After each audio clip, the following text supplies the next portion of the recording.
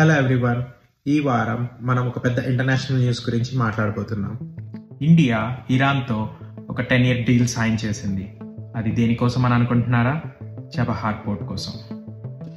ఇది పోర్ట్ మాత్రమే కాదు, ఇది ఒక జియో పొలిటికల్ మాస్టర్ స్ట్రోక్ అని చెప్పొచ్చు. మరి ఈ పోర్ట్ ఏంటి, ఇండియాకి ఎందుకు చాలా ఇంపార్టెంట్, చైనాతో సంబంధం ఏంటి, అన్ని డీటెయిల్స్ ఈ రోజు మన స్టోరీలో చెప్తాను. అసలు చబహార్ అంటే ఏంటి అని అనుకుంటున్నారా? చబహార్ పోర్ట్ అనేది ఇరాన్ లో ఉంది, గల్ఫ్ ఆఫ్ ఒమన్ దగ్గర. ఇది ఇరాన్ లో ఉన్న ఓషన్ కి డైరెక్ట్ యాక్సెస్ ఉన్న మేజర్ పోర్ట్. ఇండియాకి ఇది చాలా స్ట్రాటజిక్ గా ఉంది, ఎందుకంటే పాకిస్తాన్ ని బైపాస్ చేసి ఆఫ్ఘనిస్తాన్ కి, సెంట్రల్ ఏషియాకి ఇండియా ట్రేడ్ చేసేది ఈ పోర్ట్ ద్వారానే. ఆల్రెడీ 2016 లో ఇండియా, ఇరాన్, ఆఫ్ఘనిస్తాన్ కలిసి పోర్ట్ డెవలప్మెంట్ కోసం అగ్రిమెంట్ సైన్ చేశారు.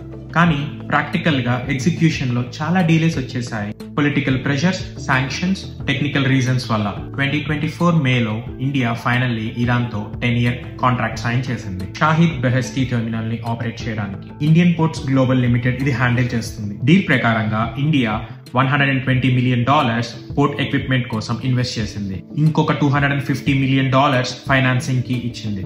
డీల్ లో ఆటర్ ఇంజిన్ కూడా ఉంది, అంటే మనకి 10 years తర్వాత కూడా కంటిన్యూ అవ్వచ్చు. ఇది ఇరాన్, ఇండియాకి రెండింటికి విన్ విన్ డీల్. మరి ఇండియాకి ఇది ఎందుకు చాలా ముఖ్యం? ఇది ఒక బిజినెస్ డెసిషన్ కాదు, ఇది ఒక geo political chess move. Let me explain.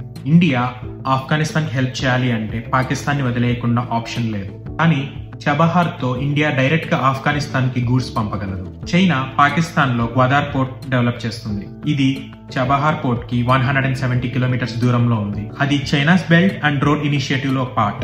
India ఇది అపోజ్ చేయడానికి చబహార్ ని స్ట్రెంగ్తన్ చేస్తుంది. సెంట్రల్ ఏషియాలో ఆయిల్, గ్యాస్ లాంటి రిసోర్సెస్ ఎక్కువ.